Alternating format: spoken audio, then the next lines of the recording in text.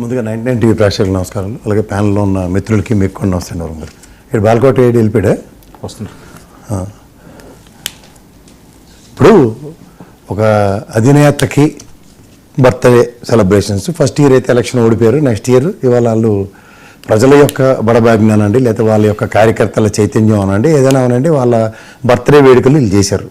నా భూతో నా భవిష్యత్ బర్త్డే వేడుకలు. ఎందుకంటే ఏ పార్టీ నాయకుడికి కానీ సినిమా హీరోలకు కానీ ఆ లెవెల్లో నేనైతే చూడలేదు రీసెంట్ పాస్ట్లో.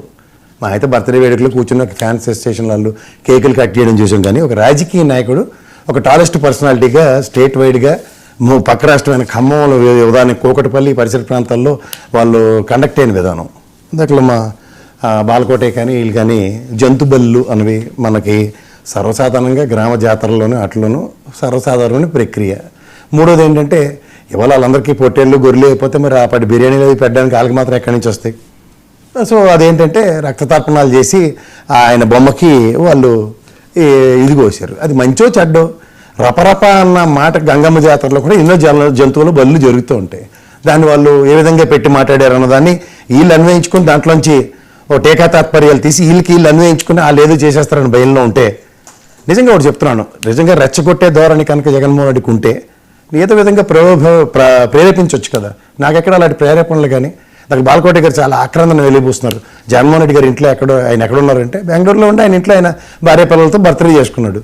ఎవరో స్వచ్ఛందంగా ఎవరంతటా వాళ్ళ ఆనందం బయట ప్రదర్శిస్తుంటే వాళ్ళందరి దగ్గరికి వచ్చి జగన్మోహన్ రెడ్డి కేకులు కోసే అంత ఇది ఉండదు. ఎవరికైనా ఈవెన్ పవన్ కళ్యాణ్ గారు కూడా ఆయన బర్త్డేకి ఫ్యాన్స్ అసోసియేషన్స్ ప్రతి నియోజకవర్గాల్లో ప్రతి జిల్లాల్లోనూ వాళ్ళు కేకులు కట్ చేసిందే ప్రతి దగ్గర ఎవరు వెళ్ళరు, వాళ్ళ ఇంట్లో వాళ్ళ కుటుంబ సభ్యులతో వాళ్ళు జరుపుకునేది. ఓవరాల్గా ఇవాళ మీరు ఒక కంపారిజన్ అయితే జడాశ్రవానికి ఇచ్చారు.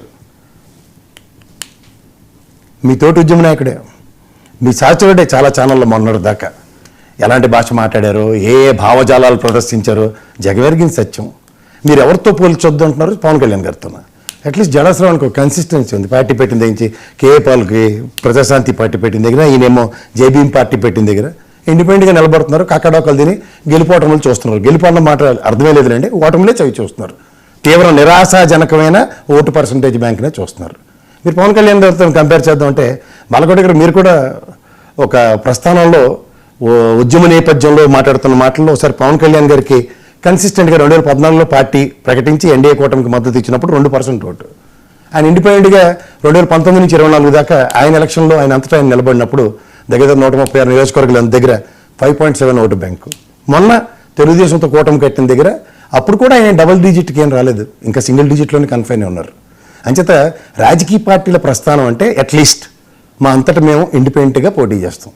యోగి ఆదిత్యనాథ్ గారిని కావాలి. బీజేపీ గతంలో బీఎస్పీతో పొత్తు పెట్టుకున్నారు కదా, అదే ఉత్తరప్రదేశ్కి సంబంధించిన పార్టీతో.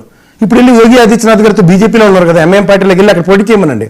ఎందుకంటే చంద్రబాబు నాయుడు గారి దగ్గర మొత్తం మెలకువలు నేర్చుకుని రావడానికి వస్తున్నారు కదా. అసలు ఆదిత్యనాథ్ పోటీకి ఇప్పుడు ఆయన మాట్లాడిన సంబంధం ఏంటి? ఆయన అక్కడ అలా ట్రీట్మెంట్లు ఇచ్చారు రౌడీలకి, అలాంటిది ఇక్కడ ఇవ్వాలన్న దానికి చంద్రబాబు గారు ట్రీట్మెంట్ ఇవ్వట్లేదు కదా. ఈ నెల పోటీ చేయడం ఏంటి? అవునండి సార్, బీజేపీలో పొత్తులు ఉన్నారు కదా ఆయన. బీజేపీ పార్టీ బీజేపీ పొత్తులోనే కదండి. నేను ఇక్కడ ఎంఐఎం పార్టీలోకి వెళ్ళి అక్కడికి వెళ్ళి పోటీ చేయమని చెప్తాను. ఎంఐఎం పార్టీ కూడా సహకారం అందించడానికి దేశవ్యాప్తంగా చేస్తుంది. మీరు మాట్లాడినప్పుడు మాట్లాడలే బాలకోట ఈ డిబేట్ ముందుకు మళ్ళీ మొదలెట్టు ఆగదు. ఆయన మాట్లాడి నేను ఇస్తాను. మైండ్ పోతుంది. సరే సరే, మైండ్ పోయి డబుల్ స్టాండ్లు ఉండవు మాకు. ఎందుకంటే మాట్లాడదాం. ఉద్యమ నేపథ్యంలో ఇదే జడాశ్రమను జగన్మోహన్ రెడ్డి గురించి మాట్లాడినప్పుడల్లా ఇలా సొంపుగా పక్కనే కూర్చుని కుర్చీలు వేసుకుని టీలు తాగుతూ మా చెడ్డ పరవశించిపోయారు కదా. ఇప్పుడు వచ్చి ప్రభుత్వం వ్యతిరేకత నేను మధ్యలో మాట్లాడితే ఏముంటుంది నీకు బాగా తెలుసు.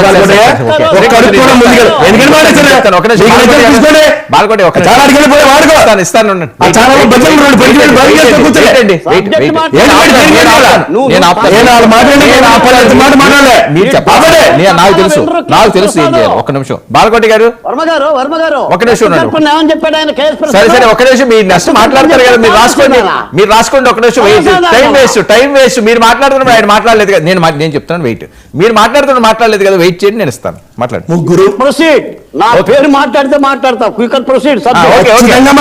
ఓకే. ముగ్గురు అమరావతి ఉద్యమం పేర్లు పెట్టుకుని ఒక బాలకోటే గారు, ఒక జడాశ్రవణ్ గారు, ఒక కొలికిపూడి గారు. వీళ్ళిద్దరికి రాజకీయ అరంగేట్రాలు అయ్యాయి. మా చేత కుషామత్తుగా ఉన్నారు. ఇప్పుడు ఏంటంటే ఆ ఉద్యమ నేపథ్యంలో కొలికిపూడి గారు అక్కడ సిన్ని గారి ప్యానల్ తినేస్తున్నారు. ఈయనకి రాజకీయ పునరావాస కార్యక్రమంలో బ్రహ్మాండమైన కార్పొరేషన్ పదవి రాగానే ఉద్యమ నేపథ్యం, అక్కడ అమరావతి రైతులకి నెక్కచ్చిగా జరుగుతుంది, అన్నీ మర్చిపోయి జడాశ్రవణ్ ఏమన్నాడో బాధపడిపోతున్నాడు. జడాశ్రవణ్ ఆనాడు జగన్మోహన్ రెడ్డి అలాగే మాట్లాడాడు, ఈ రోజు పవన్ కళ్యాణ్ చంద్రబాబు నాయుడు కన్సిస్టెంట్ గా అలాగే మాట్లాడుతున్నాడు. ఎందుకంటే మోమాటాలు